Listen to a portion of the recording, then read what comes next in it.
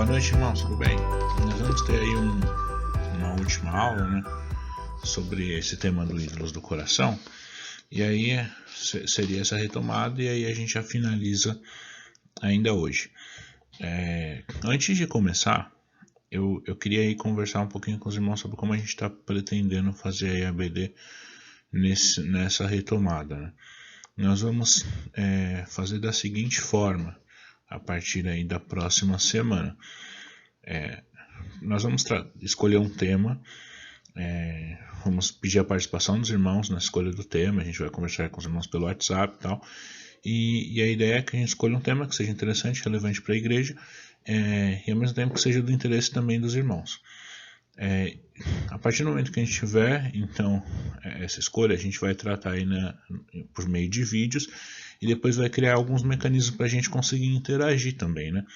Porque acaba fazendo falta aquela interação que a gente costuma ter na escola bíblica, na igreja, ali presencialmente. Então a gente vai fazer alguns momentos de interação, possivelmente utilizando alguns aplicativos de reunião, chamadas de vídeo e tudo mais, tá? Então fiquem atentos. E lembrando também que no sábado, no dia 3 de outubro, nós vamos ter o aniversário da igreja. Então teremos a live de aniversário. Não vai ter um culto presencial, tá, irmãos? Vai ser apenas a live, mas é importante que todos os irmãos participem ali ativamente, porque nós teremos participações ao vivo ali, cada um da sua casa. Então fiquem atentos a isso também, tá bom? Então vamos conversar um pouquinho aí, terminando aí essa série bem curta aí sobre ídolos do coração. Lembrando que é baseado num livro da Elyse Fitzpatrick, que tem esse nome, né? Ídolos do Coração. Mas tem muito material que a gente pode falar sobre isso por aí, tá? Tem muito livro bom, tem muita coisa boa, tá bom? Hoje, nós já conversamos então sobre o que é de fato idolatria. E nós já entendemos que a idolatria é algo que essencialmente, então, vem do coração do homem, né? Tem a ver com os nossos anseios, tem a ver com o nosso chão, certo? Tem a ver, em certo sentido, até com a nossa capacidade de, enfim, aliás, com a nossa expectativa de redenção, em algum sentido, tá? É isso que é idolatria, é onde nós depositamos a nossa esperança, onde nós depositamos os nossos desejos, onde nós depositamos os nossos anseios, né? E para entender onde nós depositamos os nossos anseios, onde nós depositamos os nossos desejos, nós precisamos discernir o nosso coração à luz da palavra de Deus. Sabe por que é importante a gente pensar em discernir o coração à luz da palavra de Deus? Porque, via de regra, irmãos, qualquer um de nós, normalmente, nós cristãos, tal, dificilmente nós vamos nos identificar como pessoas idólatras, tá? Os cristãos evangélicos têm um problema muito sério com isso. Nós temos um problema muito sério com isso. Nós consideramos idolatria como algo ligado a outras tradições religiosas, ligado a outras culturas, que não a cultura ocidental, especialmente dentro dos cristãos evangélicos. Então a gente olha para religiões orientais, a gente enxerga idolatria, a gente olha até para outras tradições, também para outras religiões também de tradição cristã, e a gente enxerga idolatria, mas dentro do cristianismo evangélico nós somos muito resistentes a enxergar a idolatria em nossas próprias vidas. Por isso que é importante a gente discernir o nosso coração à luz da palavra de Deus, entender aonde a gente deposita a nossa esperança, tá?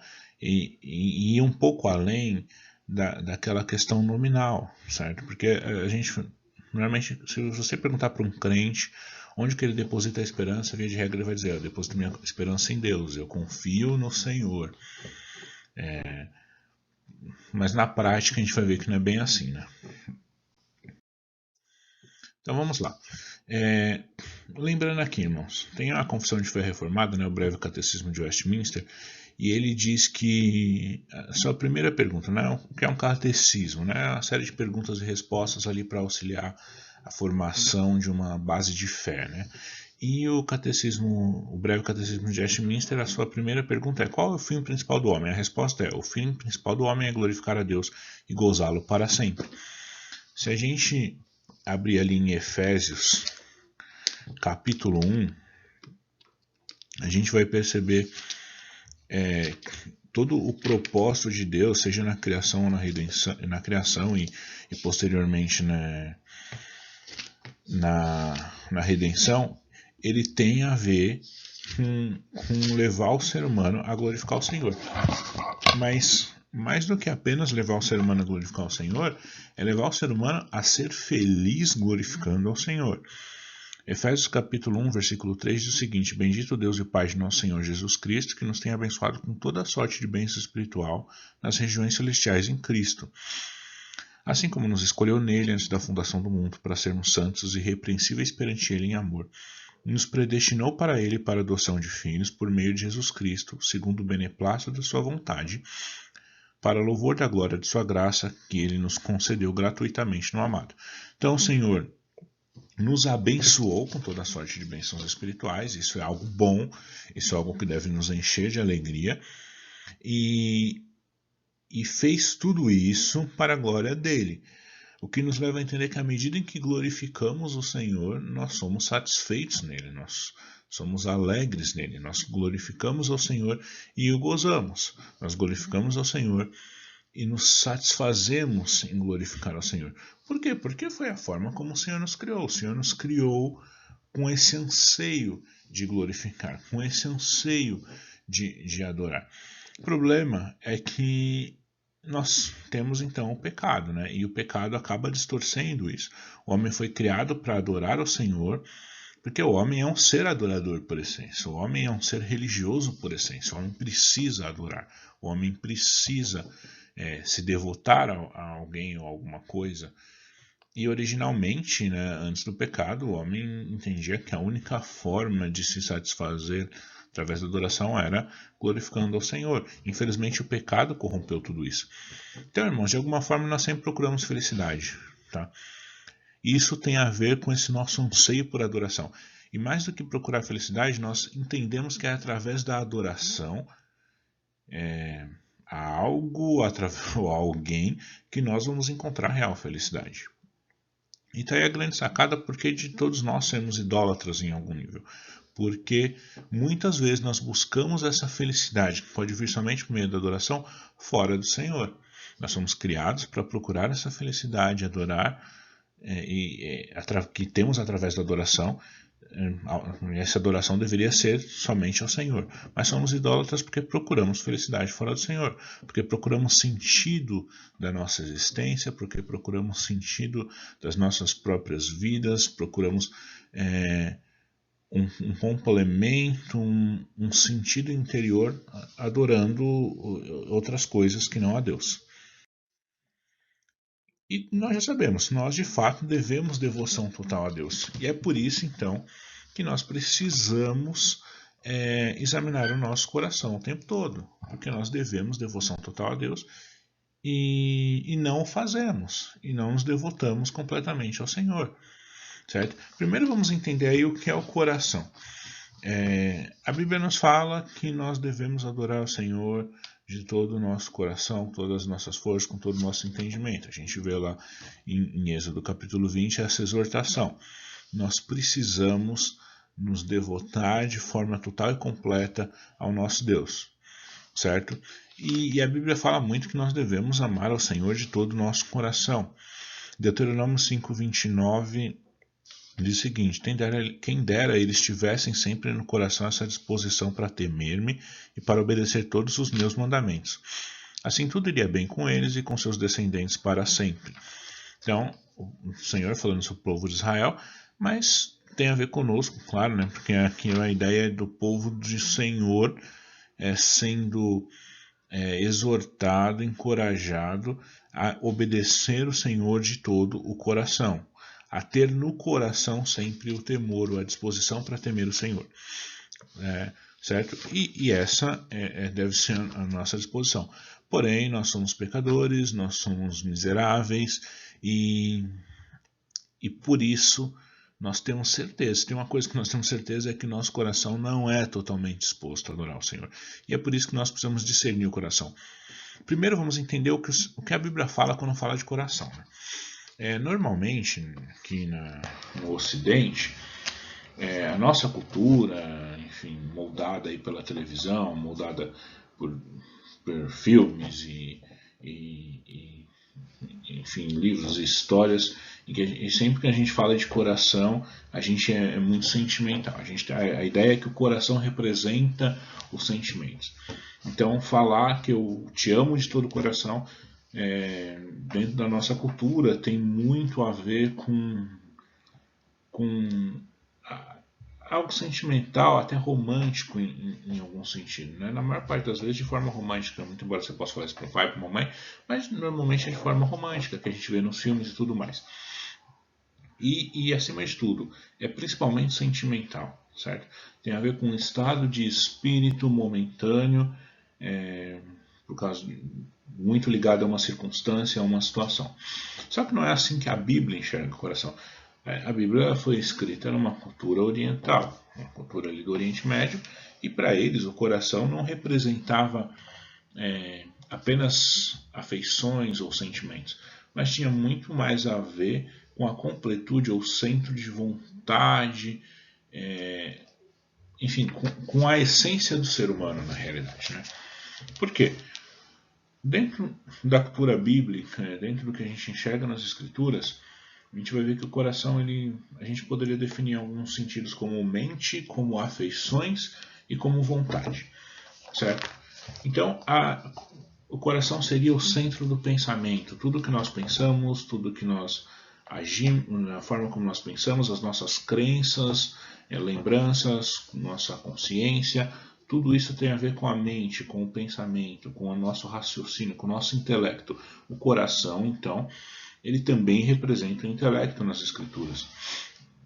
Você quer ver, por exemplo, Mateus 13,15, vamos abrir rapidinho, diz que nós precisamos, Mateus 13,15.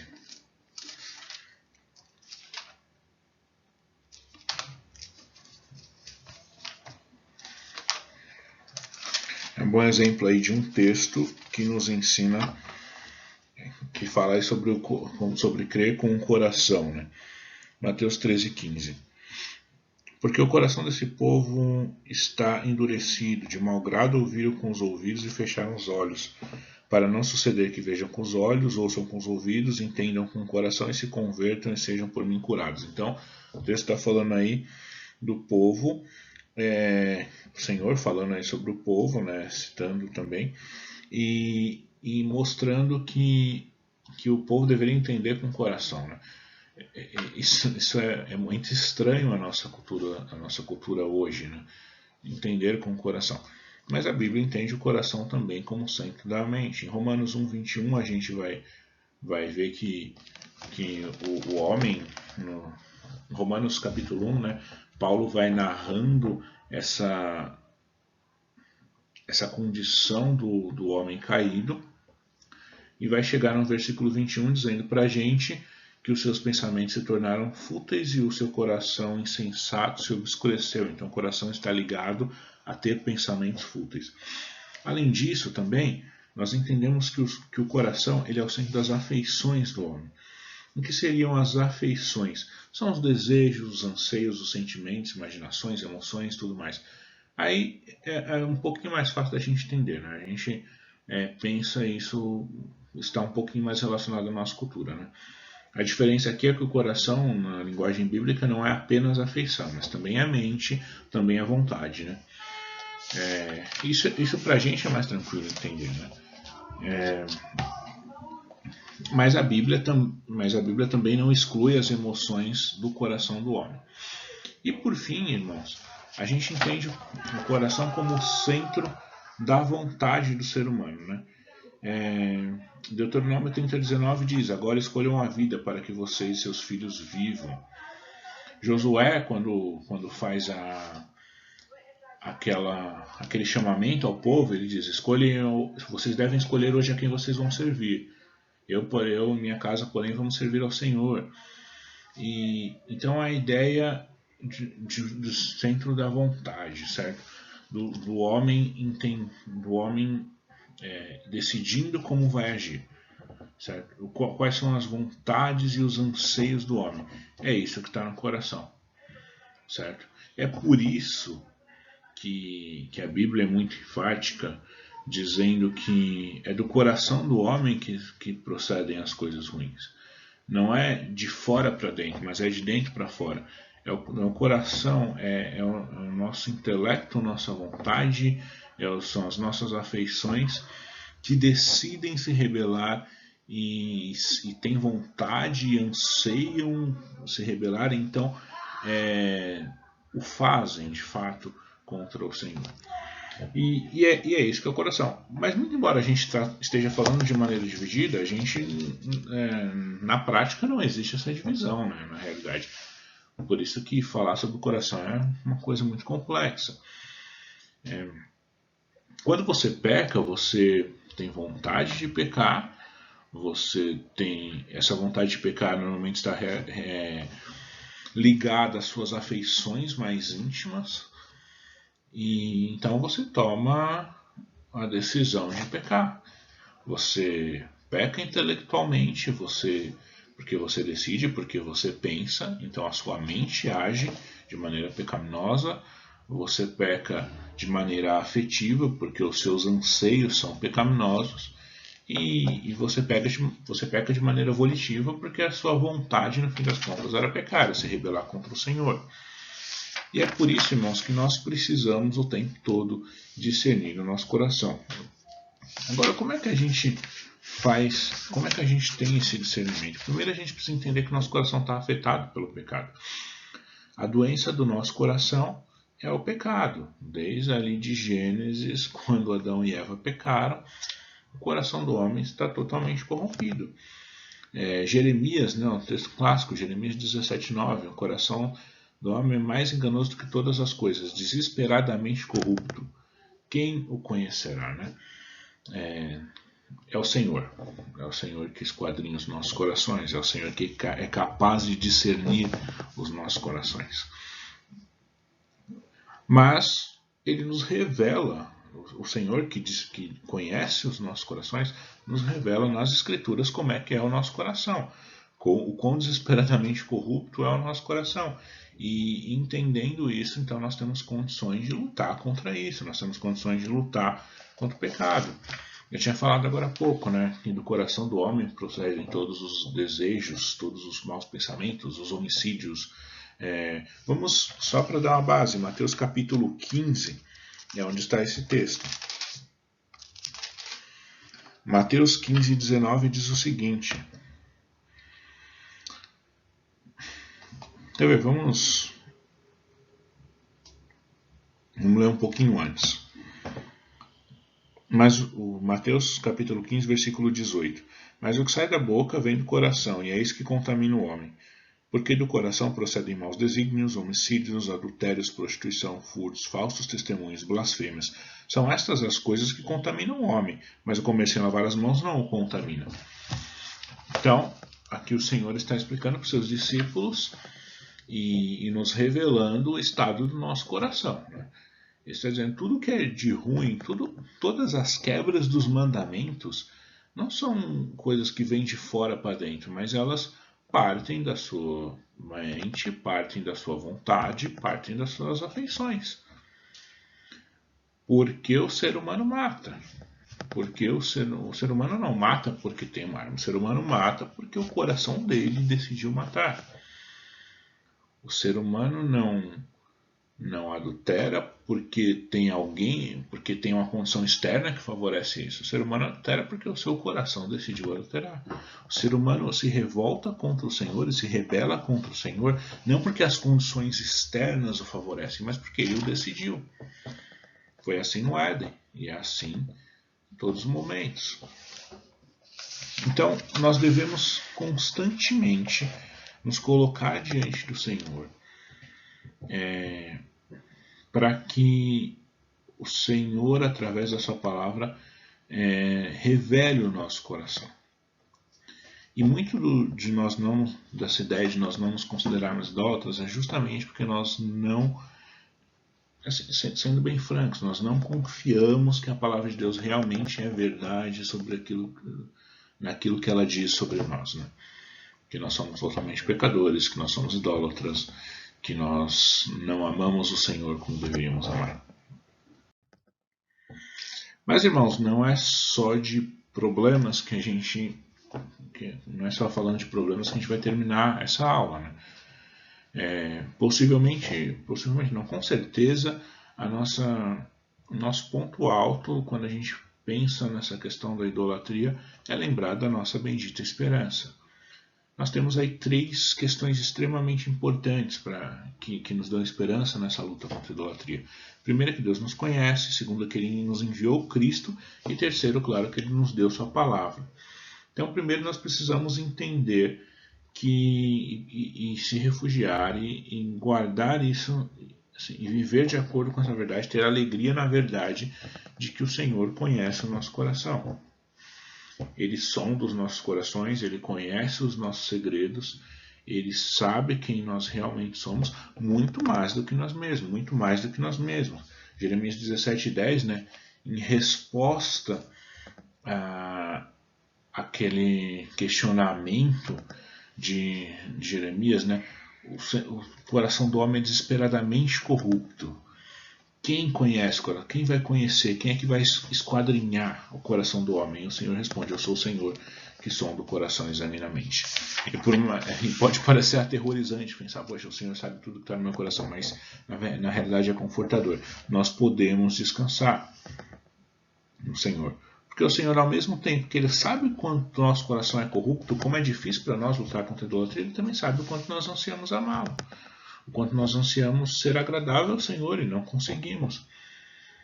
Ele sabe onde são nossas fraquezas, Ele sabe em que momento somos enganados, Ele sabe quando é que a gente está tentando enganar o Senhor, né? Por mais absurdo que possa parecer o quanto a gente tenta enganar o Senhor. Ele sabe que nós adoramos outros deuses, Ele sabe que nós somos idólatras, Ele nos conhece de forma completa, ainda assim Ele nos ama e enviou Cristo para nos redimir e nos deu a sua palavra para nos auxiliar nessa luta contra a idolatria, nessa luta contra o pecado, ou melhor dizendo, nessa luta para aprender a amar o Senhor mais, né? Que na realidade a luta contra o pecado ela é mais uma luta positiva no sentido de aprender a amar o Senhor do que uma luta negativa de ser contra alguma coisa, né? É que à medida em que amamos mais o Senhor, nós abandonamos mais o pecado. Vamos abrir rapidinho em João 10:14. Na verdade, vamos ler um pouquinho antes até. O texto clássico do Bom Pastor, né? João 10:14. Eu sou o bom pastor, conheço as minhas ovelhas e elas me conhecem a mim. Assim como o Pai me conhece a mim, eu conheço o Pai e dou minha vida pelas ovelhas. O versículo 18. Ninguém a tira de mim, pelo contrário, eu espontaneamente a dou. Tenho autoridade para entregar e também para reaver. Esse mandato eu recebi de meu Pai. Ele está aqui o Senhor falando que dá a vida pelas suas ovelhas, né? E é impressionante esse texto, porque Jesus está dizendo, olha, eu conheço as minhas ovelhas. E aí tem uma série de implicações quando Jesus diz isso. Ele nos conhece, Ele sabe quem nós somos, Ele sabe a realidade das nossas vidas. Ele sabe a realidade do nosso coração corrupto. Ainda assim, Ele diz que aqueles que são dele nunca serão tirados da sua mão. E Ele escolheu voluntariamente entregar a vida pelas suas ovelhas. Então, isso nos dá uma esperança enorme, né, irmãos? E, por fim, o Senhor nos dá a sua palavra para nos ajudar nesse processo de mudança, nesse processo de abandono da idolatria. Nós precisamos esmagar nossos ídolos, nós precisamos tirar eles dos nossos caminhos, das nossas casas, das nossas vidas. Agora, como é que nós fazemos isso? Se a idolatria ela não tem muito a ver com questões externas, mas mais com o interior. Como é que nós fazemos isso? A resposta está naquele texto que todos nós conhecemos. E não vos conformeis com esse mundo, mas transformai-vos pela renovação da vossa mente. Então a ideia é uma transformação da forma que nós pensamos, uma transformação da nossa mente, uma transformação do nosso coração. À medida em que nós pensamos diferente, nós temos vontades diferentes, nós temos afeições diferentes. Nós precisamos orar para que o Senhor nos ajude nesse processo de transformação da mente, para que Ele mude as nossas mentes, as nossas cabeças, para que a gente consiga pensar, ansiar e ter vontade, desejar tudo aquilo que é bom. Como nos diz Filipenses, tudo que é bom, tudo que é louvável, se tem algum valor, vocês devem pensar nessas coisas. À medida em que a nossa visão de mundo muda, como é nos ensinado em Romanos 12, à medida que nossa visão de mundo vai mudando, nós vamos esmagando os nossos ídolos. Por quê? Porque aí nós passamos a entender que a real alegria, a real felicidade, ela está no Senhor. E nós começamos a entender que nossa posição, então, como homem e como ser humano criado, é a posição de alguém que para ser completo e feliz precisa adorar o Senhor e a mais nada e a mais ninguém. Então a nossa busca por essa felicidade ela vai passar necessariamente pela adoração ao Senhor. Mas isso só acontece quando nossas mentes são transformadas à luz das Escrituras. Então, irmãos, a luta contra a idolatria é uma luta difícil. É uma luta que todos nós temos diariamente. Não é simples, não existe uma fórmula mágica, mas o que nós podemos fazer e o que nós devemos fazer é confiar no Senhor, descansar nele, nos dedicar a conhecer essa palavra, nos dedicar a conhecer a sua vontade revelada nas Escrituras, e através disso, ir moldando a nossa mente, então vai sendo moldada pelo Evangelho, vai sendo moldada pela revelação do Senhor. Então, Deus abençoe, espero que essa aula tenha sido produtiva e se Deus quiser, então na próxima semana nós vamos nos reunir de alguma forma diferente, teremos também um vídeo no YouTube, mas tentaremos aí nos reunir de uma forma um pouco mais dinâmica, para que os irmãos também tenham uma participação aí um pouco maior nas aulas. Vamos orar? Pai, nós queremos te agradecer por essa noite, queremos te agradecer aí por esse momento aí de estudo. Nos ajuda, Pai, a amar o Senhor de todo o nosso coração. Nós somos tão falhos e temos tantos ídolos, nossas afeições são tão desordenadas e muitas vezes nós nem percebemos, Pai. Muitas vezes nós achamos que está tudo bem e não está. Nós não estamos adorando o Senhor, não estamos vivendo para o Senhor, Pai. Então peço perdão pelos meus pecados, peço perdão pelos nossos pecados como igreja, Pai. Nos ajuda, Pai, a amar o Senhor. Transforma as nossas mentes, molda as nossas mentes conforme a Tua palavra. Molda as nossas mentes de acordo com o Teu Evangelho, Pai. E nos ajuda a viver uma vida como pessoas que realmente são total e completamente devotas ao Senhor, Pai. Em nome de Jesus que nós oramos. Amém. Até mais, irmãos. Deus abençoe a todos.